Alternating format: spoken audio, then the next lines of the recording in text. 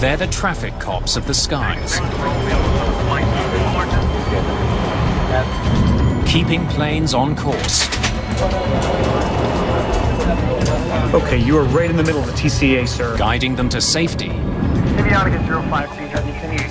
Charlie 2937, descend. And keeping them apart. But the system has reached a breaking point. What is it? You don't know!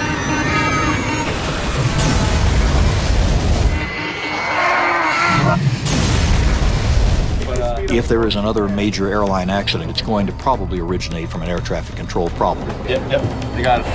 There are too many planes. The tools controllers use to track them are inadequate. The failing system is putting passengers at risk. Monitor vertical. Now the race is on to fix it. You see him, Dano? I still see him. Before disaster strikes again.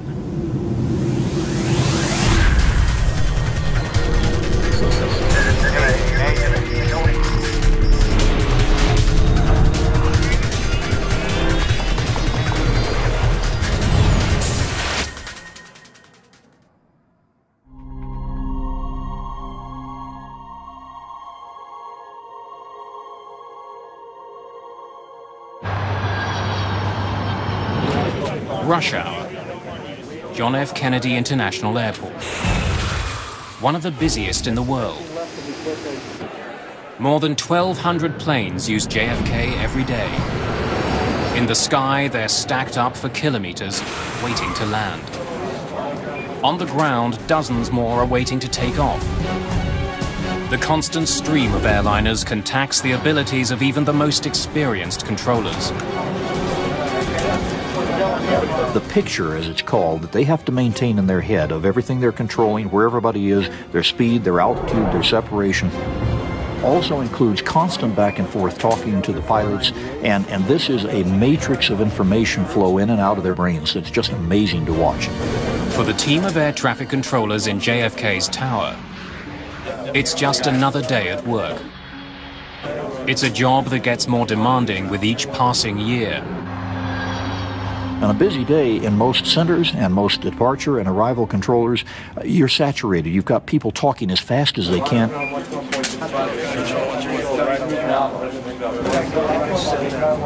And that's where errors come in.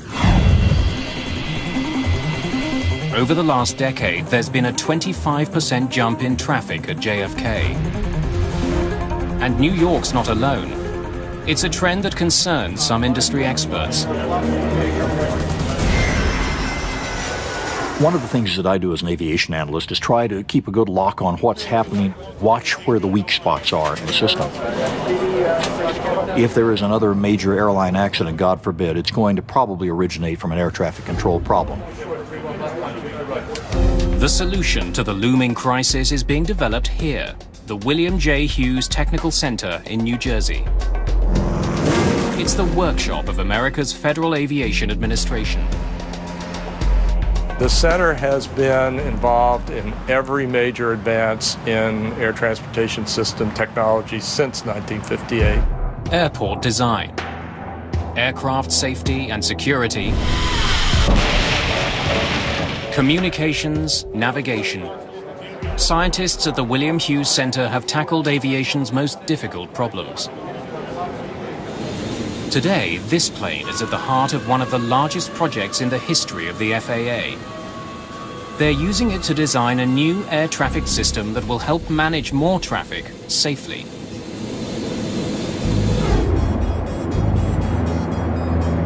A 2- or 3-fold increase in the number of aircraft flying is certainly within the range of possibility in the next couple of decades. Together, test pilots and researchers need to figure out a safer way to get airplanes into and out of America's airports. What they've come up with is a system called NextGen. NextGen will supply pilots with the tools and information they need to make many decisions that are now made by controllers. At its heart is a sophisticated piece of equipment that will soon be added not to towers, but to planes. To see if it works, test pilots have to take it for a ride. We're liberating the airplane to do what it's designed to do and not constraining it by our management.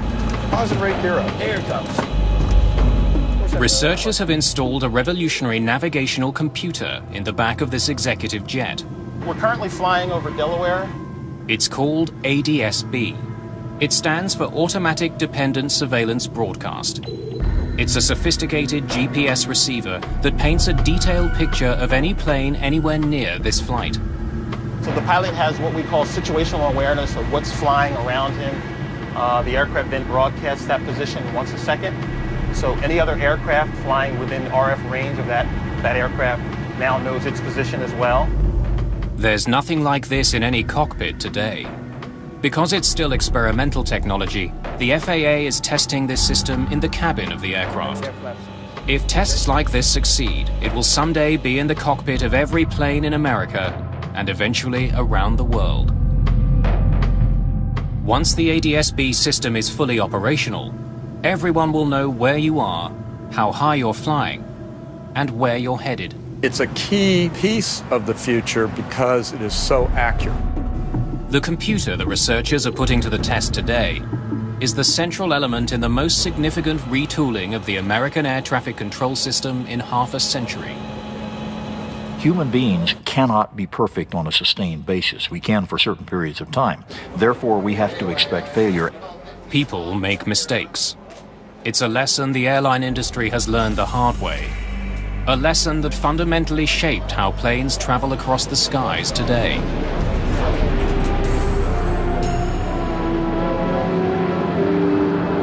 In the few years in which they have been operating, the airlines have discovered that their efforts to improve comforts and services have... After the Second World War, Americans were traveling by air in booming numbers. The earliest air traffic controllers stood next to runways.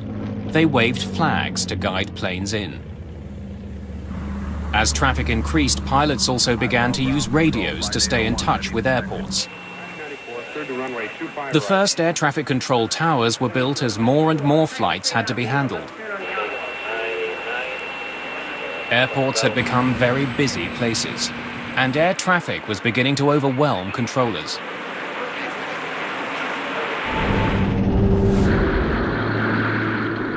June the 30th, 1956. Los Angeles International Airport. TWA Flight 2 lifts off eastbound for Kansas City.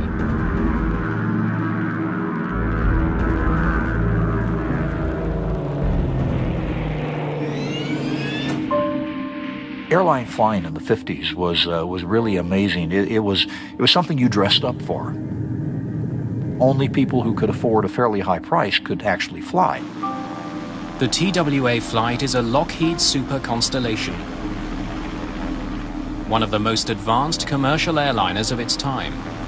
You won't find any pilot who doesn't think the Super Connie is one of the sexiest airplanes ever designed.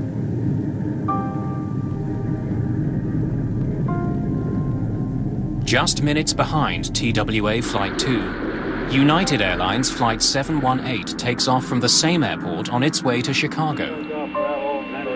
The system to track both of the planes is far from high-tech. The Air Traffic Control Center consisted of a room with a map spread out on a table, and the air traffic controllers were moving markers on that map to indicate where each airplane was in its last known position. The pilots radio their position to company dispatchers. Controllers use this information to get a rough idea of their flight paths. They were on radar for a while in Los Angeles, but once they got outside that area, there was no radar. They were flying under visual flight rules. The rule is called see and be seen. So I see you see me, we stay apart, and we're responsible for our own separation. And except for a few radars in certain parts of the country, controllers didn't really know where the airplanes were. They were estimating on their reports. As the two planes get closer to the Grand Canyon, the distance between them disappears. Both captains were used to showing the canyon off on a clear day. They could move the airplane to the left, move it to the right a little bit, point out the canyon to people and get them to ooh and ah. The United flight closes in on the TWA plane from the right, unaware their paths are about to cross. People on one side of the DC-7 would have been able to see the oncoming constellation. Would have seen an airplane against an azure sky with fluffy clouds coming closer and closer, and they would have felt the impact. The Grand Canyon is a graveyard for 128 passengers and crew of 2 airliners which crashed on peaks little more than a mile apart. None survived. It was the worst commercial air disaster in history.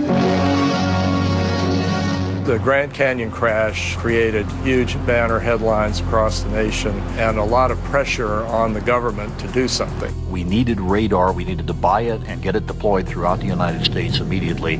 We had to change the system, and we had to do it fast. The crash killed 128 people and changed the world of air traffic control forever. Following a lengthy investigation, the stark conclusion was that the crash happened because the 2 planes were outside of so-called controlled airspace. TWA and United collided over the Grand Canyon primarily because neither they nor the control system had the ability to know where both of those airplanes really were. Once the planes left the small area being monitored by controllers, no one was paying attention to where they were. The see and avoid principle is a fraud, and it always has been. The fact is, the faster you go, it's a big sky, you've only got 180 degrees of peripheral vision, and you can't see and avoid everything up there. In the wake of the Grand Canyon accident, American airspace was blanketed by radar. Planes were more stringently confined to air corridors, highways in the sky. The air traffic control system we have in the United States today was designed with the Grand Canyon accident in mind. That crash determined how far apart airplanes should be spaced and where radar dishes and air traffic control centers should be built. It also resulted in the formation of the Federal Aviation Administration, the FAA. But now, 50 years later, the system needs to change again. Today, the system falls short of the public's expectations, being congested, slow, clunky, unpleasant. As planes fly faster and higher, it becomes harder for controllers to track their movements. I think in many respects we're in a very similar situation to where we were in the 50s. The system has to change massively. And the change must happen soon, before we are faced with a major air accident that could take the lives of hundreds of people. The technology on board the FAA flight might be the solution to the overtaxed air traffic control system. Test pilots regularly take to the skies to help researchers prepare the new system for America's airliners. The beautiful thing about ADS-B is it gives the pilots in the cockpit and the air traffic controllers basically the same picture. ADS-B is more than a map of other planes. The idea is to show pilots what now only air traffic controllers can see.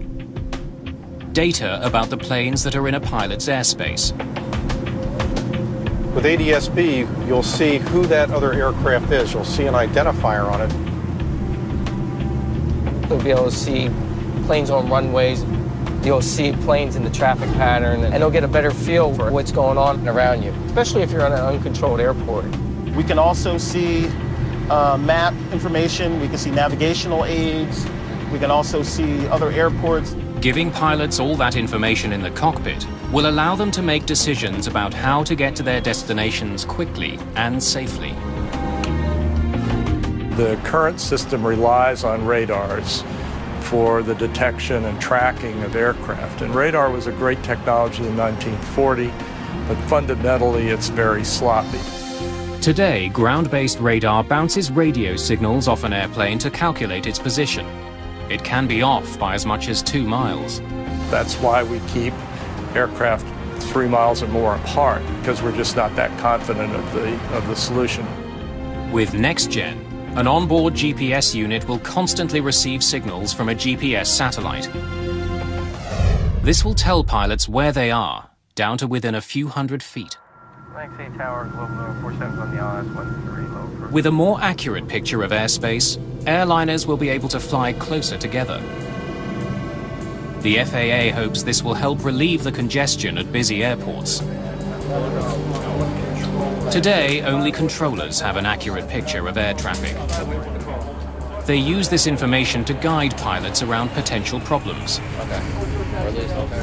The pilots themselves have no way to independently confirm where they are in relation to all other flights. They must rely on controllers to tell them. The weakness of the system was exposed years before next-gen tests began.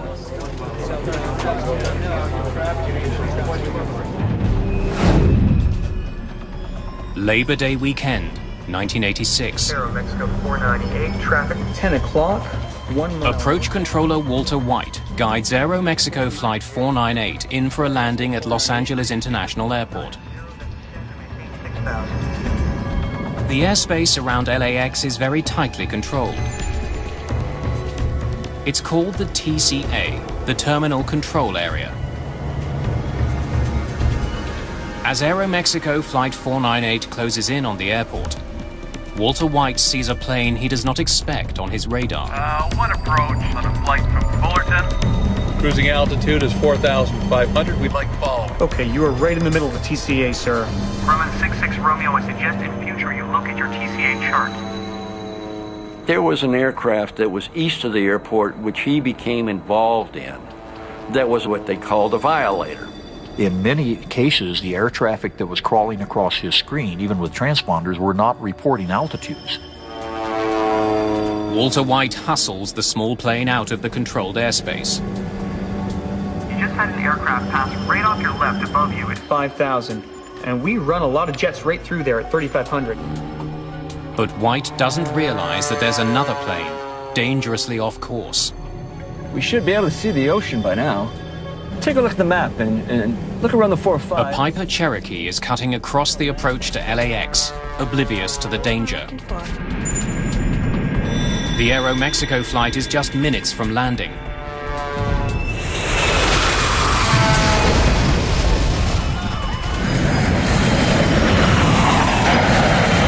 Aero Mexico 498. Los Angeles approach.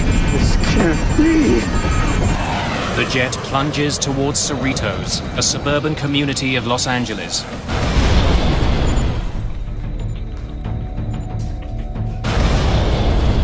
Aero Mexico 498, Los Angeles approach.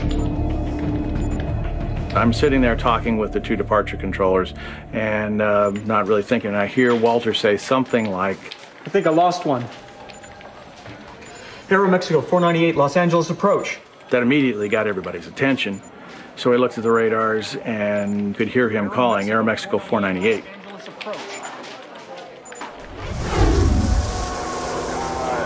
The crash devastates the community of Cerritos.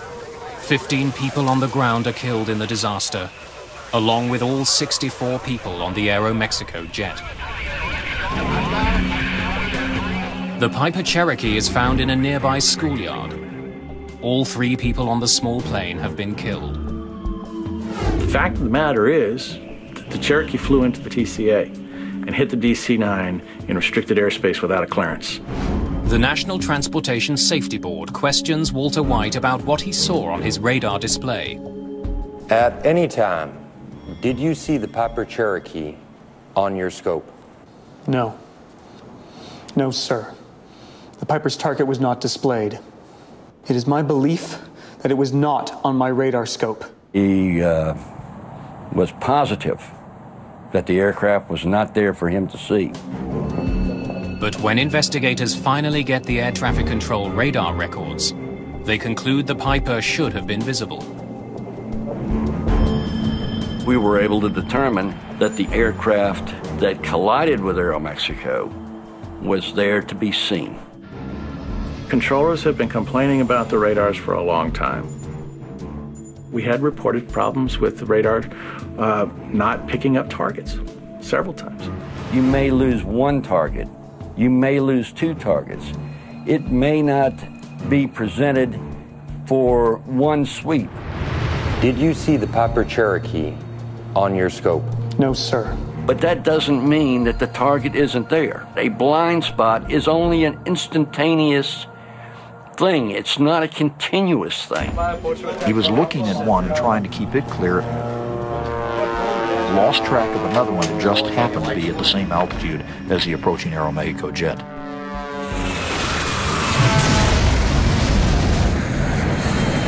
It was a 1 in a billion chance, but that 1 in a billion came up that particular day.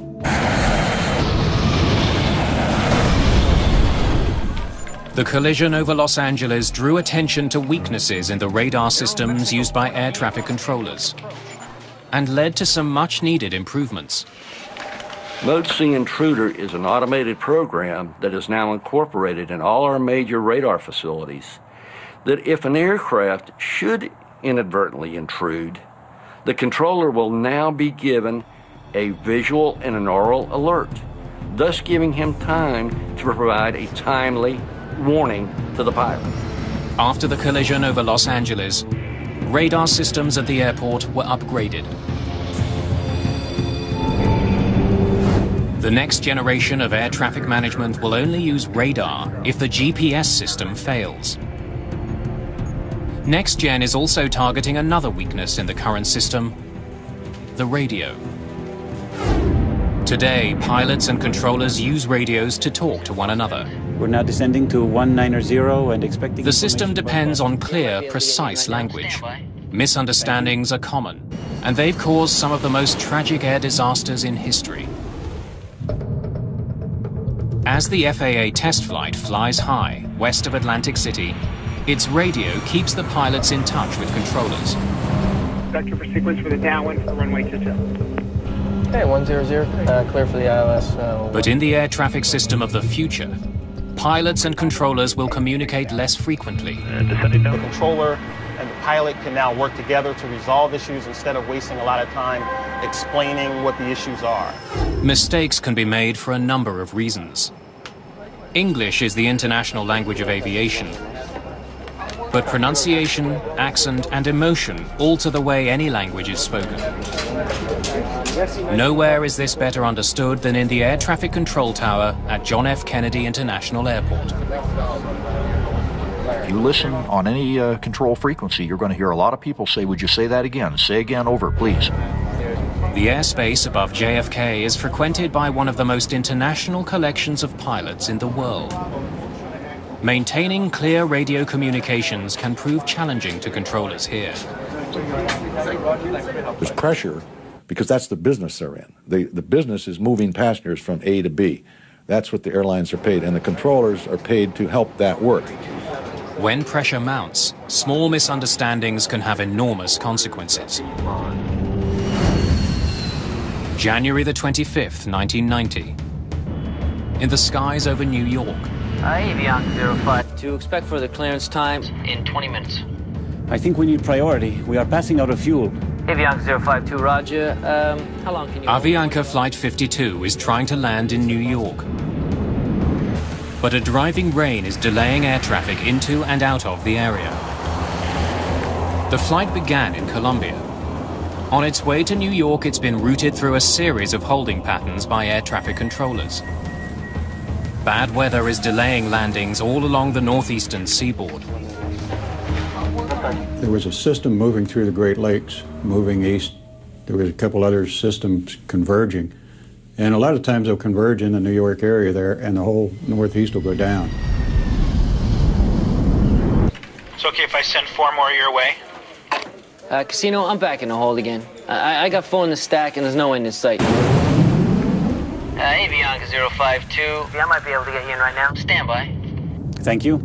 They were progressively moving toward JFK, and they were held in the air for 3 times. This certainly would put some stress on the crew as to the fact they want to go from A to B. They don't want to fly in a racetrack for an hour just holding. Avianca 052, roger. And what's your alternate? We said Boston. But we can't do it now. We'd We'll run out of fuel. The pilots are growing increasingly desperate for clearance to land. Avianca 052 only has They've used up almost all of their fuel while waiting their turn. Set him up to his alternate. What is his speed now?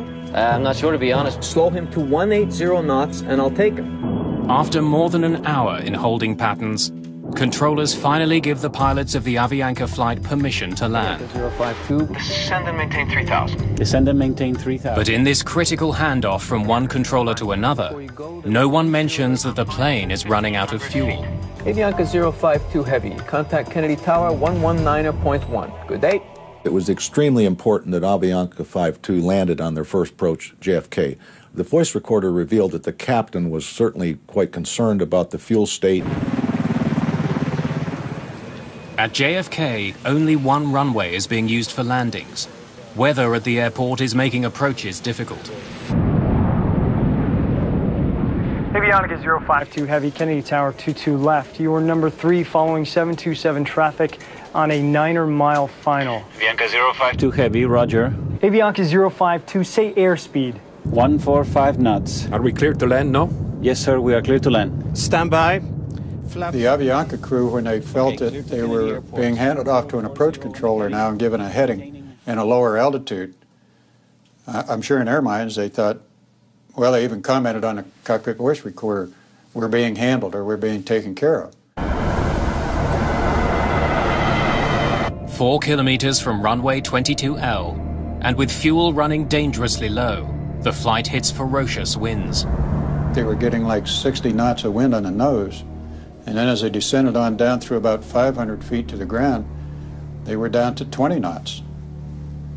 So that's 40-knot change and 1,000 feet of elevation. That's a lot.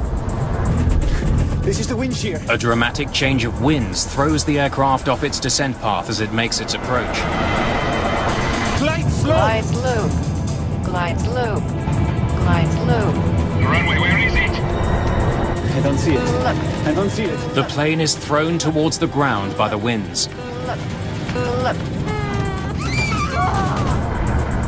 The airplane was about 200 feet above the ground, about 2 miles from the runway, which was well below the glide slope and very dangerous. So the airplane almost crashed on its first approach. Give me the landing gear up, landing gear up! When you get a missed approach, it changes the whole ball game. Request another traffic pattern. Executing a missed approach. Avianca 052 Heavy. The fuel tanks aboard Avianca Flight 52 are all but empty. Another approach on the airport will be nearly impossible. Controllers in New York will have to try once more to get Avianca Flight 52 safely to the ground. That's right, to 180 on The heading, and we'll try once again. We are running out of fuel. These guys were out, and they didn't say we were out. And he allowed the approach control to vector them way out in the original pattern and 15 miles north of the outer marker again. Advise him, we are in an emergency. Do you tell him? Yes, sir, I already advised him. But the first officer neglects to use the word emergency in his radio transmissions to the tower. He only mentions that his fuel is low. 052 Heavy, contact approach on 118.4. Approach, Avianca 052 Heavy. And it was apparent from the voice recorder transcript and tape that the captain was not understanding the first officer's radio communications that were being made in English.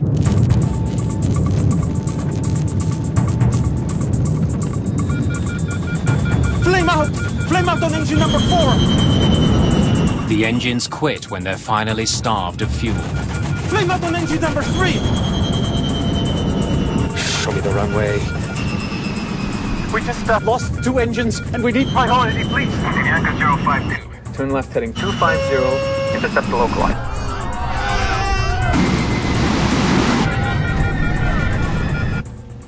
Without engine power, Avianca Flight 52 crashes into a residential neighborhood on Long Island.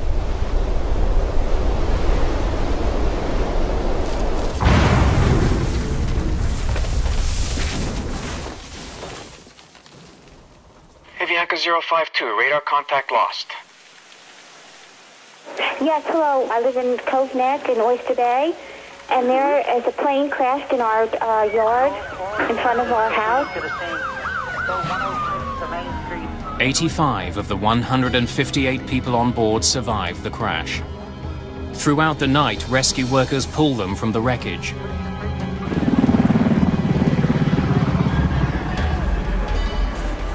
Investigators from the National Transportation Safety Board arrive within hours. They remove the cockpit voice recorder from the wreckage.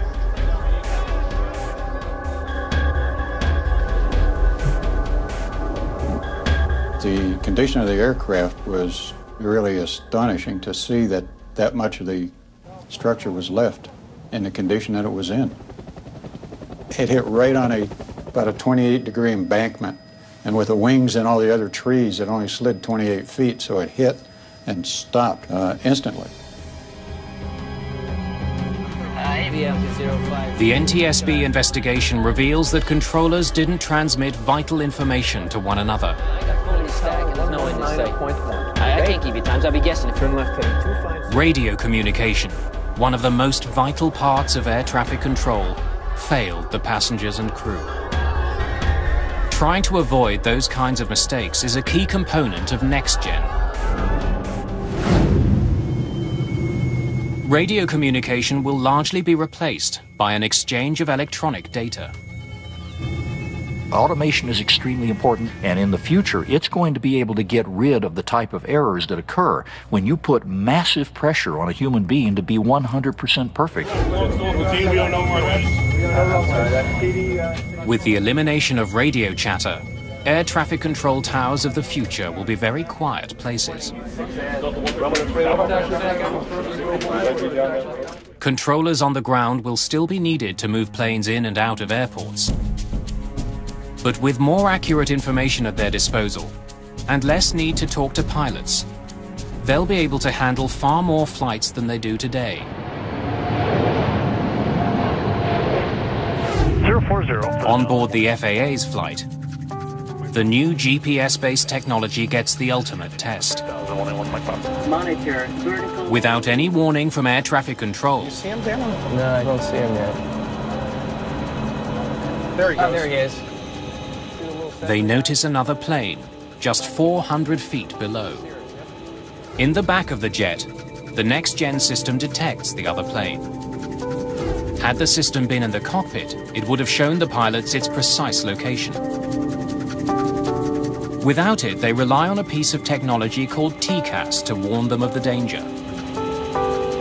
Using signals transmitted from plane to plane, the traffic collision avoidance system warns pilots when other planes are too close. TCAS gives the pilot a traffic advisory at 45 seconds before the potential collision. And then at approximately 25 seconds or so before the potential collision, a resolution advisory is given to actually tell the pilots to climb or descend to avoid the altitude of the other aircraft. And normally air traffic will call that to us, but they didn't even call the traffic, so that TCAS helped a lot. TCAS can help pilots of approaching planes avoid collisions. But with the new system, pilots will be able to prevent their planes from getting dangerously close in the first place. You know, with ADS-B, we're going to be able to see that traffic on the display. So the avionics can have smarts built into it to warn the pilot when he's approaching another aircraft. Today, the system works perfectly. The pilots of the test flights see the danger and avoid it.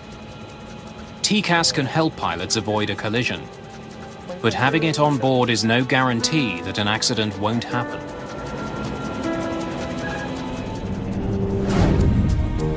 September the 29th, 2006.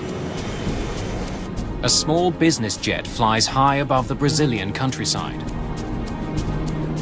The pilots will fly to Manaus in Brazil before taking off again for New York City.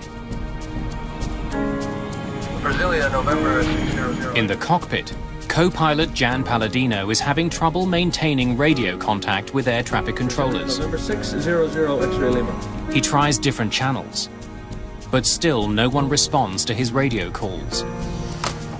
Brasilia, November 600. It's unusual for pilots and air traffic controllers to be out of contact for such an extended period of time. Brasilia, November 600, X-ray Lima.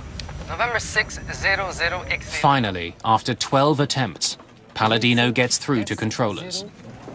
set. Contact 1, 2, 3, 1, 2, 6, 5. Sorry, say frequency one more time for November 600 X-ray Lima. But Palladino can't understand the garbled radio transmission. Brasilia, November 600 X-ray Lima. Then the signal disappears altogether. The jet follows the Brasilia air corridor en route to Manaus. But traffic along this corridor runs in both directions. The airway system between Brasilia and Manaus is very simple. It makes airplanes fly northbound, maintaining even levels, and airplanes flying southbound, maintaining odd levels.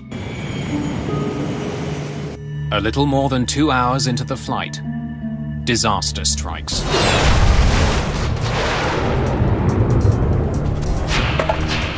The concussion itself seemed to affect every atom in my body. The end of the wing was chopped off and it was serrated. It looked like it had been chewed off. The Legacy jet has struck an oncoming Boeing 737, Goal Flight 1907. With 154 people on board, the Goal flight spirals out of control.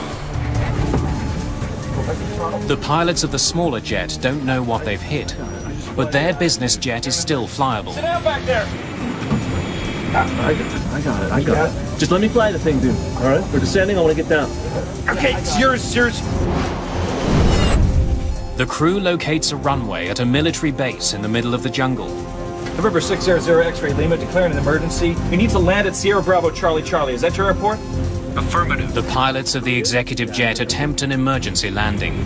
Here we go.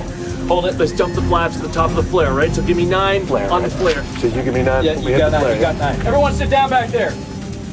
When you land under those sort of circumstances, you're landing faster than you normally would. You're coming down like gangbusters.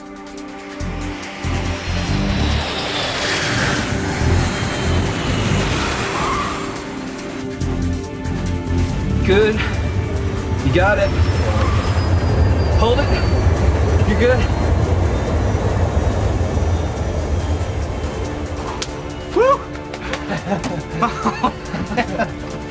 Good job. Oh, man.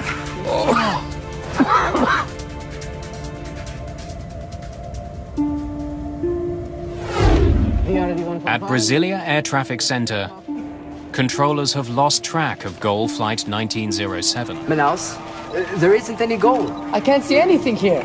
It's on its way. So it's already in my area? For over half an hour. Anxiety was high, and controllers were confused about what to say. They didn't know what was happening. Troops locate the wreckage of Goal Flight 1907 deep in the Amazon jungle. There are no survivors.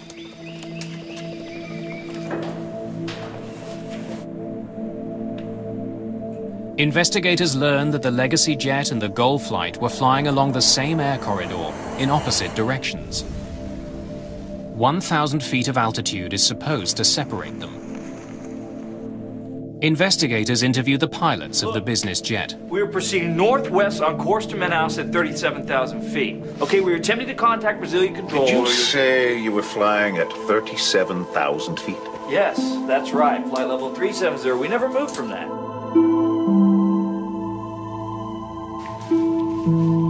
The pilots of the executive jet filed a flight plan in which they would fly at 37,000 feet until they reached Brasilia. There they would descend to 36,000. The flight plan calls for you to descend to 360 at Brasilia. Why didn't you? We weren't told to. Before we took off, we were cleared for 370 all the way to Manaus. That's what we did, sir. I don't know. Air traffic control can always deviate from the flight plan because they have best knowledge of the actual traffic situation. We were not told to descend, and we did not descend.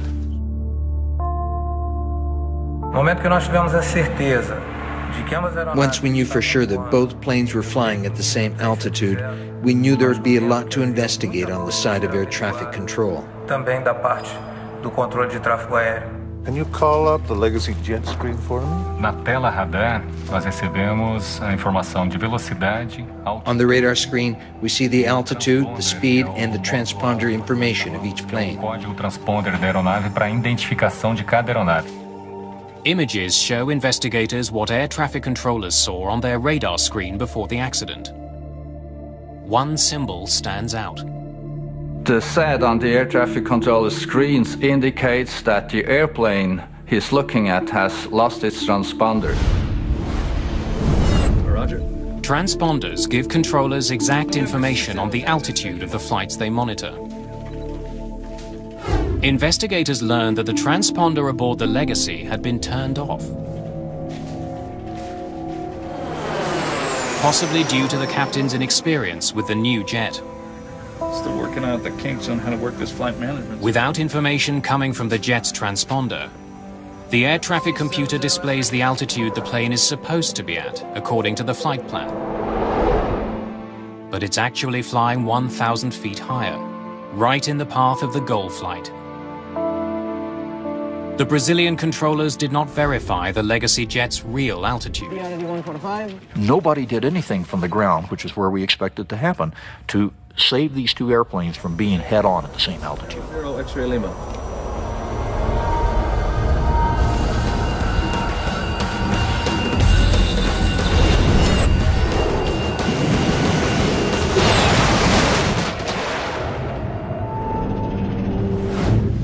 Back over Atlantic City, pilots are preparing to bring their test flight in for a landing. Today, the flight has to stay within tightly confined boundaries set out by air traffic controllers. But when all aircraft are equipped with ADS-B, that won't be the case. If the aircraft could fly on a path that was optimum for them and optimum for the traffic system, we could use a lot more of the airspace than we do today. We're going to have airplanes flying directly to where they need to fly and computers keeping them apart. At the FAA, researchers have been designing systems that get flights from A to B in a whole new way. Right now, there's no way for controllers to know the exact location of a plane. That's why flights are confined to preset highways to keep them from colliding. With GPS-based NextGen, a pilot can follow any route he chooses, provided there aren't any other planes in his path. He can choose a much more direct route to his destination. If we could have airplanes going in all directions and more efficiently directly to where they want to go, we would be able to double, triple, maybe even quadruple the number of aircraft that we could safely handle in the skies at one time. By charting their own route, ADS-B will allow pilots to keep a safe distance from other planes without having to stick to a preset highway in the sky. Maintaining that distance is important because even the best technology can't keep airplanes apart. July 2002. Bashkirian Airlines Flight 2937 cruises westbound through the night sky for Barcelona. The Tupolev 154M carries 69 people. Most of the passengers are Russian children traveling on a summer holiday. Meanwhile, a DHL cargo aircraft travels north towards Brussels. The two flights are supposed to pass each other over Lake Constance in southern Germany. Climb flight level. But air traffic controllers have failed to notice that both flights are at the same altitude. The controller is distracted by another flight. At a second station, he assists a late arrival. What is your present heading? It was a standard practice at the ATC company that at night, one air traffic controller was responsible for controlling the entire airspace of ATC Zurich. Aboard the Tupolev, the pilots have spotted an intruder. Look at that. And it's closing in, fast. 500 meters.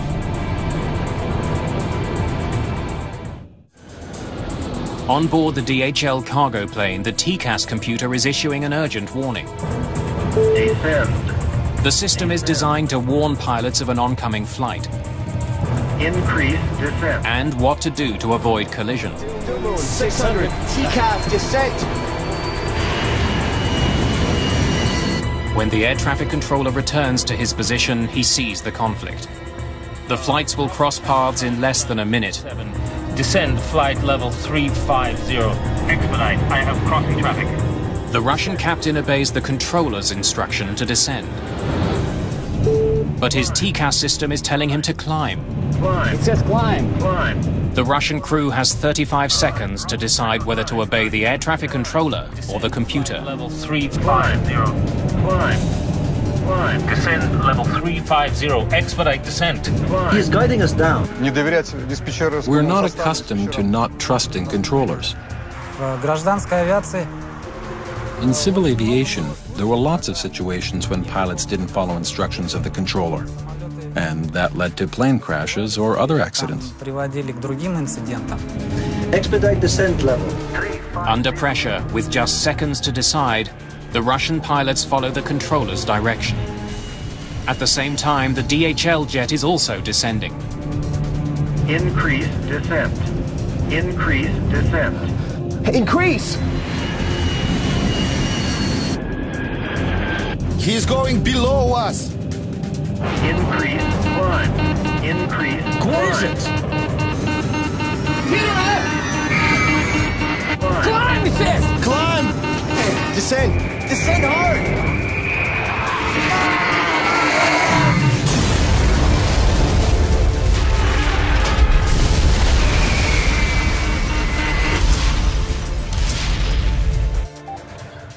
Bravo Tango Charlie 2937. Bravo Tango Charlie.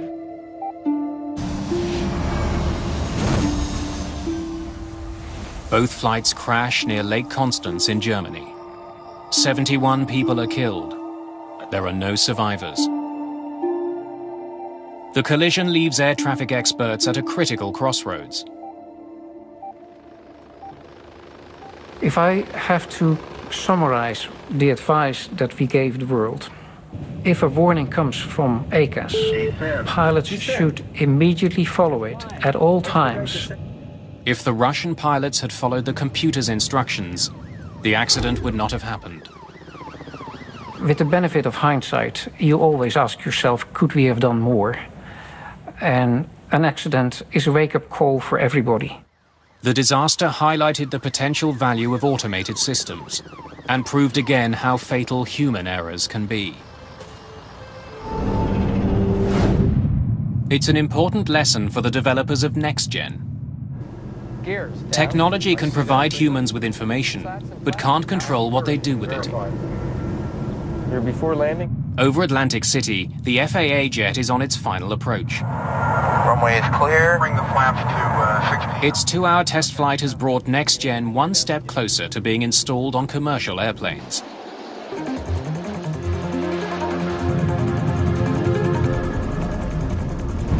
Nice job, guys.